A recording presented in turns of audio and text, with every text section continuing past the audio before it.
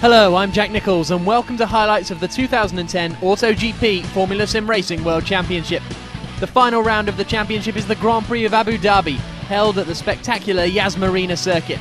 Featuring 21 corners, this track has plenty of overtaking opportunities and provides a fantastic backdrop for the final race of the season. Twister Racing's Atsej Kirchhoff set the pole position with a time more than 0.3 of a second faster than Bono Huis in second. Bruno Marquez qualified in third, ahead of Mikko Puumalainen in fourth. Dennis Hurl continued his impressive form to qualify fifth, and David Dominguez achieved his best ever result in qualifying to start in sixth position.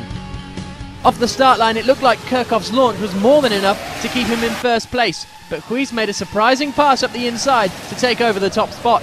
Marquez remained in third, and Hurl got around Puumalainen's outside after an overcautious start from the fin.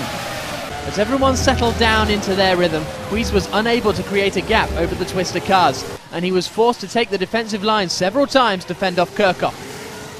With the aid of a strong draft, Kirchhoff eventually made the pass on lap 4, but he struggled to get away from Huis, and despite having to hold off Marquez behind him, Huis comfortably held on to Kirchhoff's rear wing.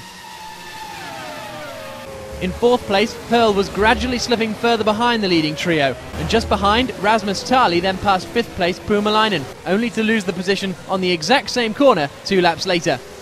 Having spent nearly 10 laps in a Twister sandwich, Huis made a small mistake, missing his braking point and running wide. This moved Marquez into second position, but all 3 cars remained tightly packed together. Several laps later, Marquez got a good enough run out of the hairpin to slipstream alongside Kirchhoff and outbrake him to take the lead. Huis immediately attached himself to Kirchhoff's rear wing, seeing a good opportunity to pass on the following corner, but into the braking zone, slight contact was made between the 2 drivers, and Kirchhoff then lost control and hit the back of Marquez. Marquez kept his composure, and he seemed to have no damage to his rear, but Kirchhoff had lost his front wing, and he was forced to pit for repairs. Unsettled by the contact, Marquez then ran wide into the hairpin on the following lap, and not surprisingly, Huis jumped on the opportunity, getting a healthy slipstream and outbraking Marquez to retake the lead. In the space of 3 laps, the entire field made their one and only scheduled stop. Huis was the first to pit, and the Dutchman drove an amazing outlap to add nearly a second and a half to his lead over Marquez. With Marquez now out of his slipstream, it looked like Huis might easily run away with the lead. Dennis Hurl remained in a lonely third position, unable to keep up with the leading pair, but easily staying ahead of Mikko Puumalainen in fourth. After spending the entire first stint under pressure from Rasmus Tali, Puumalainen had managed to create a gap through the pit stops, a gap which Tali seemed unable to close back down. At the front, Marquez was doing a better job on the lighter fuel load than his main rival, and the Portuguese driver was quickly locked back onto Huis. Almost immediately, Marquez launched an attack, getting alongside Huis into turn 11, but Huis stood his ground and forced Marquez to yield. Despite the championship standings already being settled, it was clear that both drivers were desperate to take home the winner's trophy at the final round.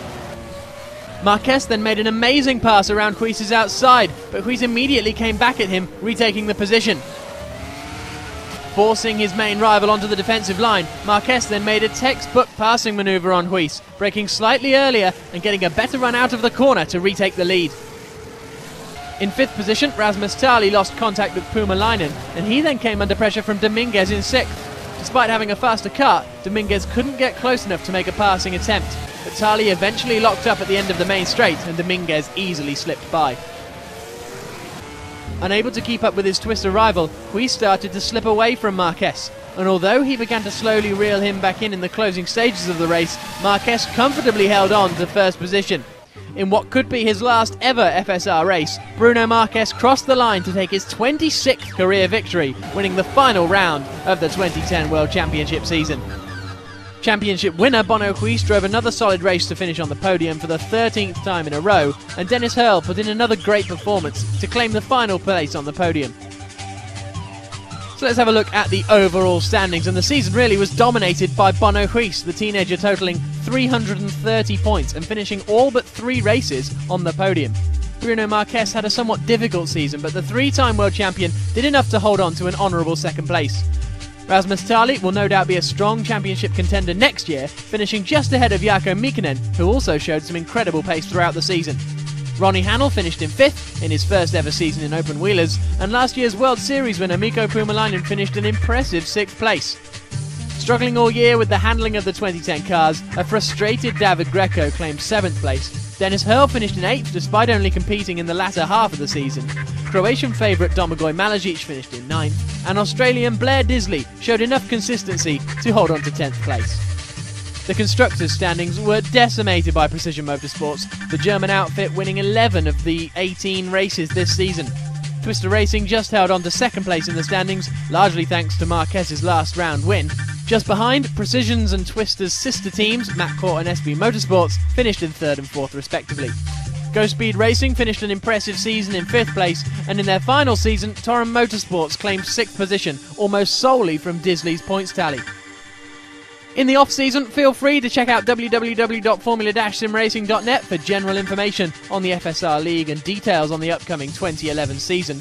You can also download the 2010 mod free of charge and see the archives of all the results, broadcasts and highlights. We hope you've enjoyed this season's highlights. I'm Jack Nichols, and we'll see you next year for the 2011 Formula Sim Racing World Championship.